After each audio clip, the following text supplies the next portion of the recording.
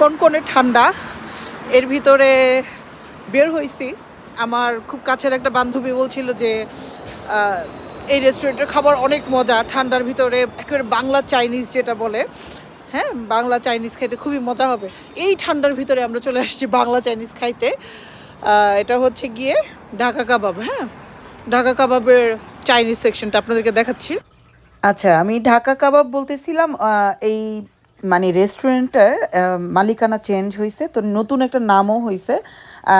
তো আমি এখনও নামটা ভালো করে জানি না, তো এর জন্য ভিতরে যে আপনাদেরকে বাকিটা দেখাবো। আর এটা হচ্ছে আমাদের ড্যানফোর্থ রোডের উপরেই, তো আড্ডা রেস্টুরেন্ট এবং ডেরি কুইন ওইটার পাশেই হচ্ছে গিয়ে এই ঢাকা কাবাব এরিয়াটা। তো ওনাদেরও অনেক কিছু এখনও চেঞ্জ করা বাকি আছে, ভিতরে যে আমি পরে জানতে পারলাম। আর আমি অ্যাকচুয়ালি অনেক দিন পরে এই রেস্টুরেন্টে আসছি। আমার এক বান্ধবী মানে আমাকে এই রেস্টুরেন্টের রেকমেন্ড করতে করতে করতে করতে মাথা খায় ফেলছে। তো ভিতরে যে দেখতে হবে যে আসলে এটার খাবারটা কেমন। মানে ও বলতেছিল যে চাইনিজ এত মজার, চাইনিজ এত কিছু। তো আগে তো কাবাব ছিল সব, এখন মানে আমি এখানে কখনোই চাইনিজ খাই নাই আগে।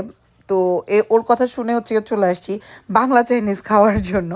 তো আমি ওদেরকে বলতেছিলাম যে আপনাদের যেই ঠিকানাটা আমাকে ওইটা একটু দেন। এটা 50 ড্যানফোর্থ রোড, আপনারা চাইলে এই করতে পারেন, এখানে ফোন নাম্বারও আছে। আর আমরা তো যে একেবারে মেনুর উপরে ঝাঁপায় পড়ছি, আমরা টোটাল 4 জন ছিলাম। তো 4 জনের কি খাবো না খাবো সেটার উপরেই একটা গবেষণা চলতেছে।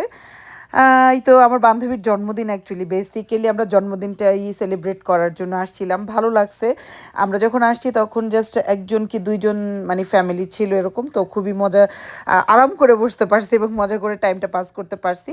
তো আমি ভাবছিলাম যে পুরো মেনুটা দেখাবো, কিন্তু অত দেখাইতে গেলে তো অনেক বড় হয়ে যাবে। তো ওনাদের যেটা আছে যে কাবাব আছে, এখনও কাবাব আছে, এবং চাইনিজটাও আছে, যেটা কিনা আর কি প্রাইসগুলো দেখতেছিলাম। প্রাইসগুলো মোটামুটি সবগুলো দোকানেরই সেম। এখানে যেরকম বাংলা চাইনিজ যারা আর কি বিক্রি করে বা বাংলাদেশি টাইপের চাইনিজ, মোটামুটি সেমই লাগছে আমার কাছে, সবগুলোর রেঞ্জেই সেম লাগছে। তো এই হচ্ছে গিয়ে একটু ডেকোরেশনগুলো দেখে আগের মতো নিয়ে আসে। তো আমাদের মানে যে ইয়া ছিল, মালিক ছিল, উনি বলতেছিল যে একটু একটু চেঞ্জ করবে। আমার মনে হয় কি আরেকটু আসলে চেঞ্জ করা উচিত, আমাদের বাংলার রেস্টুরেন্টগুলো আরেকটু সুন্দর সুন্দর করা উচিত, তাহলে আমরা আর দূরে কোথাও যাব না এরকম টাইপের হবে। লাইটিংটা অনেক ভালো ছিল, লাইটিংটা ভালো লাগছে। তো আমরা যেই হচ্ছে গিয়ে স্যুপের অর্ডার করছিলাম, যেহেতু কনকনে ঠান্ডা, আমরা সব মানে হাত পা জমে যাচ্ছিল। স্যুপটা কালারটা যেরকম, খেতে অনেক মজার ছিল, আমরা সবাই খুব মজা করে খাইছি। আমি অবশ্যই অনেস্ট কথা বলবো যে কোন খাবারটা ভালো লাগছে কোন খাবারটা ভালো লাগে নাই সেটা। তো স্যুপটা ভালো লাগছে সত্যি কথা যেটা, এবং আমাদের খাবারের ইয়া ছিল, যেহেতু আমরা 4 জন ছিলাম, সো আমাদের এক একজনের এক এক রকম ছিল। কিন্তু মানে খাবার যে অনেক অর্ডার করছি তা না। এটা হচ্ছে গিয়ে ক্যাশিও নাট সালাদ দিছিলাম একটা, আর চিলি চিকেন, তারপরে হচ্ছে একটা নুডলস, একটা ফ্রাইড রাইস। খাবারের কথা একটু করে বলবো যে আমাদের ক্যাশিউ নাট সালাডটা ভালো ছিল, কিন্তু মুরগিটা একটু বেশি ভাজা লাগছে।